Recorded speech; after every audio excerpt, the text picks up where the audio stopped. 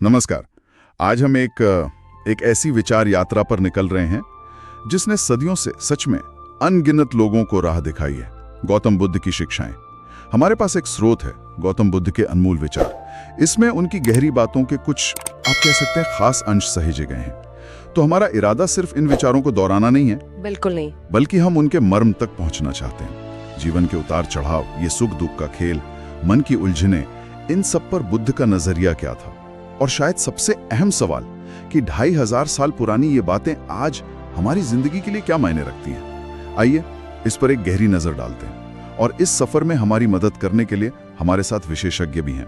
चलिए तो बात शुरू करते हैं बुद्ध के उस केंद्रीय विचार से जिसने शायद सबसे ज्यादा ध्यान खींचा है, जीवन में दुख, उसका अनिवार्य रूप से मौजूद होना। स्रोत इशारा करता है कि बुद्ध के अनुसार जीवन में दुख तो है, ये एक सच्चाई है, लेकिन हैरान करने वाली बात यह सामने आती है कि दुख की जड़ बाहरी हालात में उतनी नहीं है। हाँ बिल्कुल, जितनी हमारे अपने अंदर हैं, हमारी इच्छाओं में, जिसे पाली में तन्हा कहा गया है, और हमारे अज्ञान यानी अविद्या में। सही। स्रोत की एक पंक्ति है, इच्छाएं ही दुख का कारण हैं। सुनने में कितना सीधा लगता है, पर क्या ये सचमुच इतना आसान है समझना, या इसमें कुछ और पेच है? देखिए, ये पंक्ति भले ही सरल लगे, लेकिन इसमें बुद्ध के पूरे दर्शन का सार छिपा है, आप कह सकते हैं। जब बुद्ध तन्हा या लालसा की बात करते हैं तो इसका दायरा बहुत बड़ा है। ये सिर्फ नई गाड़ी या बड़े घर जैसी चीजों की चाहत तक वो सीमित नहीं है। अच्छा। हाँ, इसमें 3 मुख्य पहलू शामिल हैं। पहला, इंद्रिय सुखों की लालसा, मतलब काम तन्हा, यानी वो चीजें जो हमें अच्छी लगती हैं उन्हें पाने की एक लगातार इच्छा। दूसरा, बने रहने की, अस्तित्व में टिके रहने की लालसा, भव तन्हा, यानी ये चाहत कि जो अच्छा है वो हमेशा बना रहे, हम हमेशा बने रहें। ओके। और तीसरा, विनाश की या मिट जाने की लालसा, जिसे विभव तन्हा कहते हैं, मतलब जब चीजें असहनीय हो जाएं तो उनसे छुटकारा पाने की या नष्ट हो जाने की एक तीव्र इच्छा। तो ये तीनों ही तरह की लालसाएं हमें बेचैन रखती हैं। ठीक है। और फिर है अविद्या, अज्ञान। ये सिर्फ जानकारी की कमी नहीं है, ये है चीजों के असली स्वरूप को न देख पाना। मतलब कैसे स्वरूप को? मतलब खासकर 3 सच्चाइयों को न समझना, कि सब कुछ अनित्य है, यानी लगातार बदल रहा है, कुछ भी परमानेंट नहीं है। अनिच्छा, सब कुछ दुख का स्रोत बन सकता है अगर हम उससे चिपके रहें, दुखा।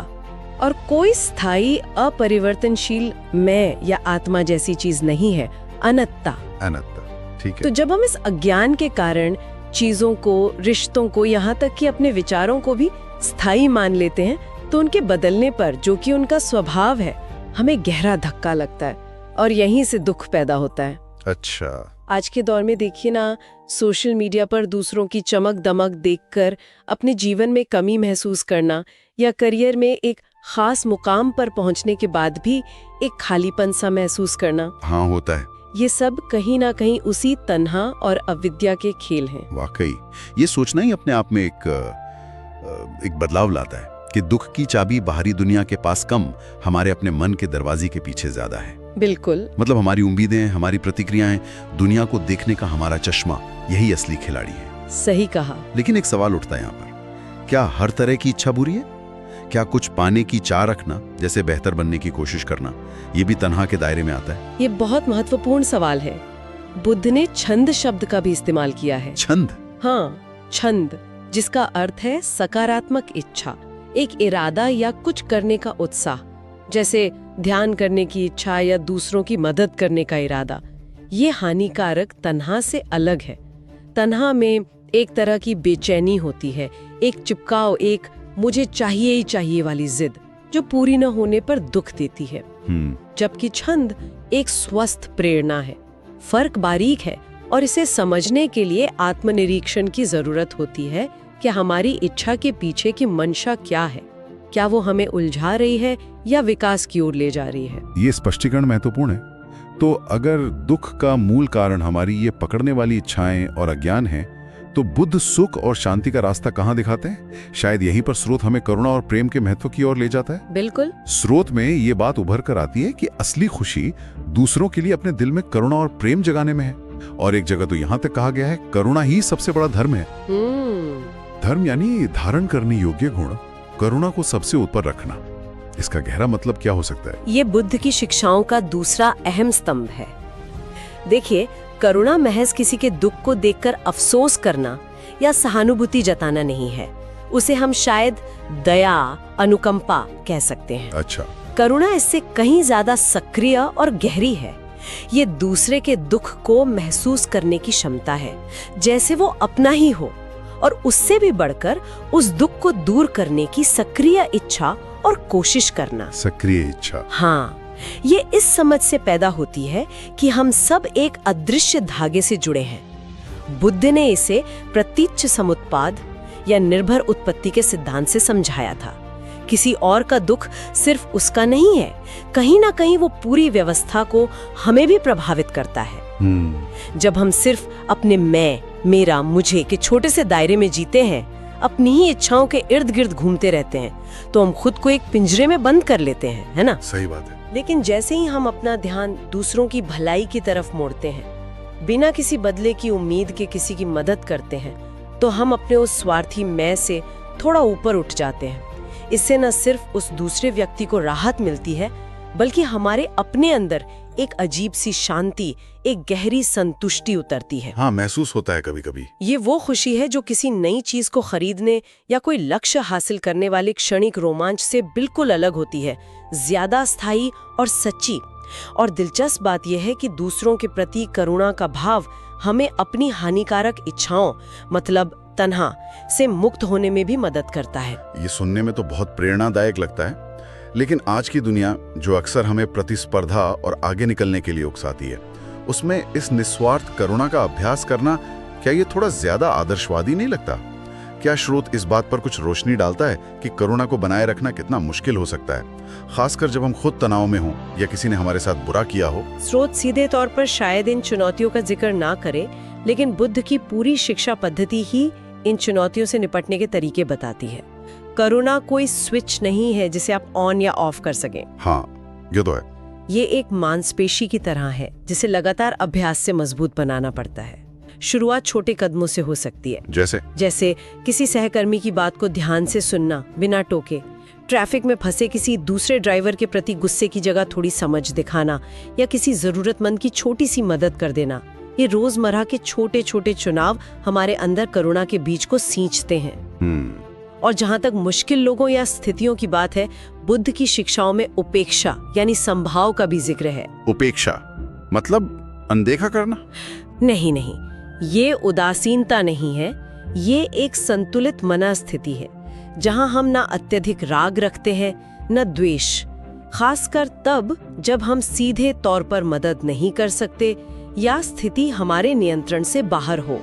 ये भी करुणा का ही एक पहलू है जो हमें थकने या निराश होने से बचाता है। अच्छा, यानी करुणा सिर्फ दूसरों के लिए नहीं, अपने मानसिक संतुलन के लिए भी जरूरी है। ये समझ में आता है। तो हमने दुख के कारण यानी इच्छा को समझा और उसके निवारण के एक मार्ग करुणा को समझा। अब बात करते हैं उस साधन की जिससे ये सब संभव होता है, हमारा अपना मन। हाँ, मन। श्रुतें बहुत शक्तिशाली वाक्य है। हमारे विचार ही हमें बनाते हैं, या आप वही बनते हैं जो आप सोचते हैं। ये तो जीवन को देखने का नजरिया ही बदल सकता है। क्या इसका मतलब ये है कि हम जो चाहें सोचकर अपनी हकीकत बना सकते हैं? देखिए, ये बुद्ध की एक और क्रांतिकारी खोज है और इसे सही संदर्भ में समझना बहुत जरूरी है। इसका मतलब ये नहीं कि आप आंखें बंद करके किसी चीज के बारे में सोचें और वो जादू की तरह प्रकट हो जाएगी। हाँ, वही मैं सोच रहा था। बल्कि इसका गहरा अर्थ ये है कि दुनिया जैसी है उसे हम सीधे सीधे अनुभव नहीं करते। हम उसे अपने विचारों, अपनी धारणाओं, अपनी भावनाओं के फिल्टर से गुजारकर अनुभव करते हैं। हमारा बाहरी यथार्थ उतना मायने नहीं रखता जितना हमारा मानसिक यथार्थ मायने रखता है। मतलब हमारा परसेप्शन। बिल्कुल। सोचिए, एक ही घटना दो लोगों के लिए बिल्कुल अलग अनुभव क्यों बन जाती है? क्योंकि उनके विचार, उनकी प्रतिक्रियाएं अलग होती हैं। सही बात है। अगर मन में लगातार चिंता, डर, गुस्सा या शक के बादल छाए रहते हैं, तो हमें दुनिया की हर चीज में खतरा या कमी ही नजर आएगी। हमारी बातचीत, हमारे रिश्ते, हमारे फैसले सब उसी नकारात्मकता से प्रभावित होंगे। इसके उलट अगर हम अभ्यास से अपने मन को शांत, स्पष्ट, मैत्रीपूर्ण और करुणामय बनाना सीखते हैं, तो हम उन्हीं बाहरी परिस्थितियों का सामना ज्यादा शांति और रचनात्मकता से कर पाते हैं। हम समाधान देख पाते हैं, अवसर देख पाते हैं। तो इस अर्थ में हमारे विचार सचमुच हमारी दुनिया का निर्माण करते हैं। तो मन को साधना ही कुंजी है। हाँ, स्रोत इशारा करता है कि मन को साधना, उसे कुशल बनाना ही असली साधना है। ये नियंत्रण किसी चीज को दबाना या जबरदस्ती बदलना नहीं है, ये जागरूकता है, सती, अपने विचारों और भावनाओं के प्रति पल पल सजग रहना, बिना उनसे उलझे या उन्हें अच्छा बुरा कहें। बस देखना। हाँ, देखना कि विचार कैसे उठते हैं, कहाँ से आते हैं और कैसे चले जाते हैं। जब हम इस प्रक्रिया के प्रति जागरूक हो जाते हैं तो हम उनके गुलाम नहीं रहते। हम चुन सकते हैं कि किन विचारों को बढ़ावा देना है और किन्हें जाने देना है। ध्यान, मेडिटेशन, विपश्यना जैसी तकनीकें, ये सब इसी मानसिक जागरूकता और कुशलता को विकसित करने के वैज्ञानिक तरीके हैं। ये विचार कि हम अपने अनुभव के महज शिकार नहीं हैं, बल्कि अपने मन के जरिए उसके सह निर्माता हैं, ये सचमुच बहुत शक्तिशाली महसूस कराता है, लेकिन ये जिम्मेदारी भी देता है। बिल्कुल। और मन को साधना कोई आसान काम नहीं लगता है, खासकर जब वो या तो गुजरी हुई बातों में अटका रहता है या आने वाले कल की चिंता में भागता रहता है। और यहीं पर बुद्ध की एक और महत्वपूर्ण शिक्षा सामने आती है, जिसका जिक्र सुरूत में है। वर्तमान क्षण। हाँ, स्रोत हमें अतीत के बोझ और भविष्य की काल्पनिक चिंताओं से बचने की सलाह देता है। बुद्ध का एक प्रसिद्ध कथन है, अतीत में मत उलझो, भविष्य के सपने मत देखो, वर्तमान क्षण पर ध्यान केंद्रित करो। ये बात हमने कई बार सुनी होगी, लिव इन द प्रेजेंट। लेकिन बुद्ध के दर्शन के संदर्भ में इसका क्या खास वजन है? क्या ये सिर्फ एक अच्छा लगने वाला विचार है या इसका कोई गहरा व्यावहारिक पहलू है? इसका बहुत गहरा व्यावहारिक पहलू है। बुद्ध ने ये महसूस किया कि हमारा अधिकांश मानसिक कष्ट दो ही वजहों से पैदा होता है। या तो हम अतीत की किसी घटना, किसी गलती, किसी नुकसान पर पछताते रहते हैं, उसे बार बार अपने मन में दोहराते रहते हैं। हाँ, अक्सर होता है ऐसा। या फिर हम भविष्य को लेकर चिंतित रहते हैं, क्या होगा, कैसे होगा, कहीं कुछ बुरा ना हो जाए। इन दोनों ही स्थितियों में हम उस इकलौते क्षण से पूरी तरह कट जाते हैं जहाँ जीवन वास्तव में घटित हो रहा है, और वो है अभी, ये वर्तमान क्षण। तो इसका मतलब ये नहीं कि प्लानिंग ना करें? नहीं नहीं, बिल्कुल नहीं। वर्तमान में जीने का मतलब ये बिल्कुल नहीं है कि हम अतीत के अनुभव से सीखे नहीं या भविष्य के लिए जरूरी योजनाएं ना बनाएं। बुद्ध यथार्थवादी थे। मतलब ये है कि जब आप योजना बना रहे हैं तो पूरी तरह से योजना बनाने पर ध्यान दें। ओके। जब आप अतीत के अनुभव पर विचार कर रहे हैं तो जागरूकता के साथ करें, उससे सीख लेने के लिए, ना कि उसमें डूब जाने के लिए। और बाकी समय अपना पूरा ध्यान, अपनी पूरी ऊर्जा उस काम में लगाएं जो आप अभी कर रहे हैं। जैसे अगर खाना खा रहे हैं तो सिर्फ खाने के स्वाद, उसकी खुशबू पर ध्यान दें। अगर किसी से बात कर रहे हो तो पूरी तरह से सुने। अगर चल रहे हैं तो चलने की अनुभूति पर ध्यान दें। यही माइंडफुलनेस है। हाँ, यही माइंडफुलनेस या सजगता का अभ्यास है। ये हमें विचारों की अंधीन बकबक से राहत दिलाता है। ये तनाव और चिंता को कम करता है, क्योंकि चिंता हमेशा भविष्य में होती है और पछतावा हमेशा अतीत में। वर्तमान क्षण में न चिंता है न पछतावा। ये हमें जीवन के छोटे छोटे पलों का, एक कप चाय का स्वाद, हवा का झोंका, किसी प्रियजन की मुस्कान का भी पूरी तरह से अनुभव करने की क्षमता देता है।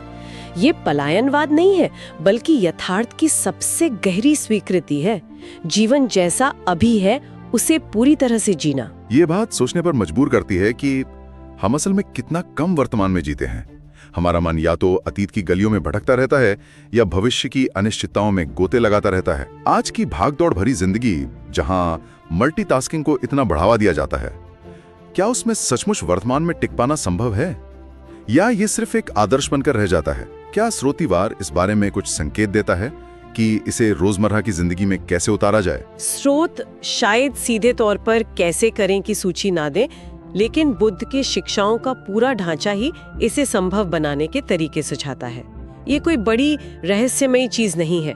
आप इसे अपनी सांस पर ध्यान लाकर शुरू कर सकती हैं। बस कुछ पल अपनी आती जाती सांस को महसूस करना, ये आपको तुरंत वर्तमान में ले आता है। अच्छा।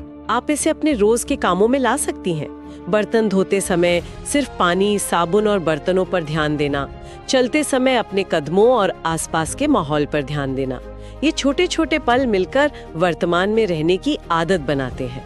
हाँ, ये चुनौतीपूर्ण है, खासकर आज के डिजिटल युग में, लेकिन असंभव नहीं है, ये एक कौशल है जिसे विकसित किया जा सकता है। ठीक है, तो हमने दुख के मूल यानी इच्छा और अज्ञान को समझा, करुणा के मार्ग को देखा, मन को साधने की शक्ति जानी और वर्तमान में जीने के महत्व पर बात की। अब इस चर्चा को समेटते हुए स्रोत हमें एक और व्यवहारिक पहलू की ओर ले चलता है, सादगी और संतोष का जीवन। हाँ, ये भी बहुत जरूरी है। स्रोत में स्पष्ट रूप से कहा गया है कि बुद्ध के अनुसार ज्यादा से ज्यादा भौतिक चीजें जमा कर लेना कभी स्थायी खुशी नहीं दे सकता। इसके विपरीत सादगी ही आनंद का स्रोत है, और ये भी कि संतोष और सरल जीवन ही सच्चा आनंद है। आज का युग तो उपभोक्तावाद का युग कहलाता है। ऐसे में ये विचार कितने प्रासंगिक लगते हैं? क्या ये अव्यावहारिक नहीं? मेरे ख्याल से ये विचार आज शायद पहले से कहीं ज्यादा प्रासंगिक और जरूरी हो गए हैं। हम एक ऐसी संस्कृति में जी रहे हैं जो लगातार हमें बताती है कि खुशी अगली खरीद में है, अगले प्रमोशन में है, ज्यादा बड़े घर में है। हाँ, हर तरफ यही दिखता है। ये एक अंतहीन दौड़ है। इसे आधुनिक मनोविज्ञान में हेडोनिक ट्रेडमिल कहा जाता है। हम कुछ पाते हैं, थोड़ी देर की खुशी मिलती है, फिर हम उसके आदी हो जाते हैं और कुछ नया, कुछ और बड़ा चाहने लगते हैं। बुद्ध ने हजारों साल पहले ही इस पैटर्न को समझ लिया था। भौतिक चीजें अस्थायी हैं, वो हमें सुरक्षा या आराम दे सकती हैं, लेकिन गहरी स्थायी शांति या आनंद नहीं दे सकती, क्योंकि उनकी चाह कभी खत्म नहीं होती और वो खुद भी नश्वर हैं। तो संतोष का मतलब फिर क्या है? क्या महत्वाकांक्षा छोड़ देना? नहीं नहीं, संतोष पाली में संतुष्टि का मतलब आलस या महत्वाकांक्षा की कमी नहीं है। इसका मतलब है जो हमारे पास अभी है उसके लिए आभारी होना, उसमें पर्याप्तता महसूस करना, बजाय इसके कि हम हमेशा उस चीज के पीछे भागते रहें जो हमारे पास नहीं है। ये एक सक्रिय मानसिक अवस्था है। और सादगी का मतलब सिर्फ कम सामान रखना नहीं है, बल्कि अपने जीवन को अनावश्यक जटिलताओं, व्यस्तताओं और इच्छाओं से मुक्त करना भी है। ये बाहरी सादगी मतलब कम चीजें, और आंतरिक सादगी यानी शांत स्पष्ट मन दोनों है। अच्छा, जब जीवन सरल होता है तो मन के पास भटकने के लिए कम चीजें होती हैं और हम उन चीजों पर ध्यान केंद्रित कर पाते हैं जो वास्तव में मायने रखती हैं। हमारे रिश्ते, हमारा स्वास्थ्य, हमारा आत्मिक विकास, दूसरों की मदद करना। ये उपभोक्तावादी संस्कृति के ठीक विपरीत एक जीवन दृष्टि है जो बाहरी उपलब्धियों के बजाय आंतरिक समृद्धि पर जोर देती है। तो क्या सादगी का मतलब किसी तरह के अभाव या त्याग से है, या ये जीवन को एक अलग नजरिए से देखने के बारे में है जहां खुशी बाहरी चीजों पर निर्भर ना हो? बिल्कुल सही कहा आपने। ये अभाव नहीं बल्कि एक चुनाव है। ये चुनाव है कि हम अपनी खुशी और सुरक्षा की भावना बाहरी चीजों पर टिकाने के बजाय अपने भीतर विकसित करें। ये अनावश्यक बोझ से मुक्ति है। जब हम चीजों के अंधी दौड़ से बाहर निकलते हैं तो हमें समय और ऊर्जा मिलती है उन अनुभवों के लिए जो ज्यादा सार्थक हैं। प्रकृति का आनंद लेना, कुछ नया सीखना, प्रियजनों के साथ समय बिताना, ये एक अलग तरह की समृद्धि है जो खरीदी नहीं जा सकती। तो अगर हम इन सभी धागों को एक साथ पिरोएं, इच्छाओं की प्रकृति को समझना, करुणा का अभ्यास करना, अपने मन पर काम करना, वर्तमान क्षण में जीना और सादगी और संतोष को अपनाना, तो ये सब मिलकर जीवन जीने का एक मुकम्मल नक्शा तैयार करते हैं। ये अलग अलग सलाहें नहीं है, बल्कि एक दूसरे से गहराई से जुड़ी हुई हैं, है ना? निश्चित रूप से ये सब एक ही सिक्के के अलग अलग पहलू हैं। जब आप इच्छाओं के स्वभाव को समझती हैं तो संतोष और सादगी का महत्व अपने आप समझ आने लगता है। जब आप अपने मन को साधना सीखती हैं तो वर्तमान में टिकना और करुणा विकसित करना आसान हो जाता है। जब आप करुणा का अभ्यास करती हैं तो आपकी स्वार्थी इच्छाएं कमजोर पड़ती हैं। ये सब मिलकर एक सकारात्मक चक्र बनाते हैं जो व्यक्ति को दुख के चक्र से निकालकर आंतरिक शांति और स्वतंत्रता की ओर ले जाता है। तो गौतम बुद्ध के अनमोल विचार स्रोत के आधार पर हमारी इस पड़ताल का सार ये निकलता है कि जीवन में दुख का अनुभव अनिवार्य है, पर उसका मूल कारण बाहरी परिस्थितियां कम, हमारी अपनी अतृप्त इच्छाएं और यथार्थ को न समझ पाने वाला अज्ञान ज्यादा है। बिल्कुल। सच्ची और स्थायी खुशी चीजों को जमा करने में नहीं, बल्कि अपने भीतर करुणा, प्रेम और संतोष जैसे गुणों को विकसित करने में है। हमारे विचार हमारी दुनिया को रंग देते हैं, इसलिए मन को जागरूक और कुशल बनाना बेहद जरूरी है। हाँ। अतीत के पछतावे और भविष्य की चिंताएं हमें वर्तमान के अनमोल क्षण से दूर ले जाती हैं, जिसमें जीना ही असली जीवन है। और अंततः सादगी में एक गहरा आनंद छिपा है जो भौतिक वस्तुओं की अंतहीन दौड़ कभी नहीं दे सकती। ये विचार वाकई जीवन को न सिर्फ दिशा दे सकते हैं, बल्कि उसे ज्यादा सार्थक और शांत बना सकते हैं। और इन शिक्षाओं की खूबसूरती उनकी सार्वभौमिकता और कालातीत प्रासंगिकता में है। ये किसी खास धर्म या संस्कृति तक सीमित नहीं है, ये मानव मनोविज्ञान की गहरी समझ पर आधारित है। सही। इसीलिए हजारों साल बाद भी आज के दौर की जटिल चुनौतियों जैसे बढ़ता तनाव, एंग्जाइटी, अकेलापन, जीवन में अर्थ की तलाश, यहाँ तक कि पर्यावरणीय संकट के प्रति हमारी प्रतिक्रिया का सामना करने में ये सिद्धांत उतने ही बल्कि शायद और भी ज्यादा कारगर साबित हो सकते हैं।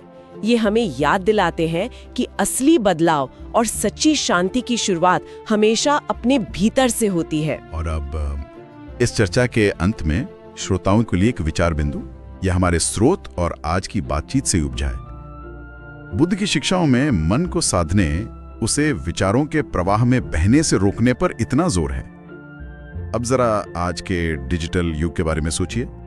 स्मार्टफोन, सोशल मीडिया, अनगिनत सूचनाएं, मनोरंजन के अंतहीन विकल्प, ये सब लगातार हमारा ध्यान खींचने की होड़ में लगे हैं। ऐसे माहौल में क्या मन पर नियंत्रण पाना, वर्तमान में टिकना पहले से कहीं ज्यादा मुश्किल नहीं हो गया है?